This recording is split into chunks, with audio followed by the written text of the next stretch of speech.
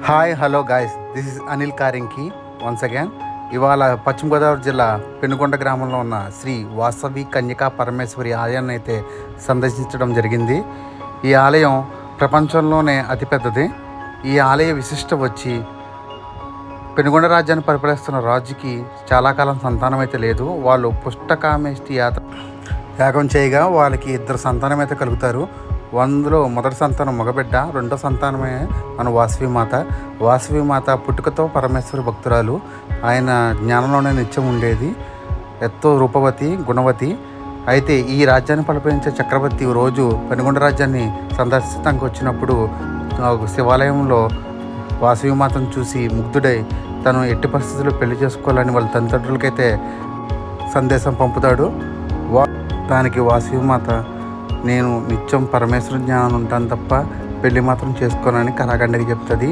దానికోసమని ఆ పెనుగొండరాజు చుట్టుపక్కల ఉన్న సామంతరావుని పిలిపించి, అలాగే 714 గోత్రాల వాళ్ళని కూడా పిలిపించి ఉపాయం ఆలోచించాలని అనుకుంటాడు. ఈలోగా వాసవి మాత, నేను పరమశివుడి జ్ఞానం ఉంటాను, లేకపోతే నేను ఆత్మాహుతి చేసుకుని చనిపోతానని చెప్పేసి ప్రకటిస్తుంది.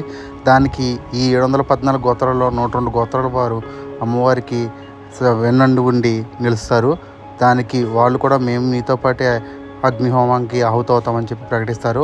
వాళ్ళకి చిహ్నంగా గుడిలో 102 గోత్రాల వారి శిలాపలకలు అయితే లిఖించబడినవి. ఈ విషయం చక్రవర్తికి తెలియగా వెంటనే అమ్మవారిని అపహరించుకుపోవాలని చెప్పి వస్తాడు. ఆత్మాహుతి అయిన అమ్మవారిని చూసి అక్కడికక్కడ రక్తం కక్కుని అయితే చనిపోతాడు. అప్పటి నుంచి వైశ్యుల ఆరాధ్య దైవంగా ఈ వాసవి మాత కొనియాడుతుంది.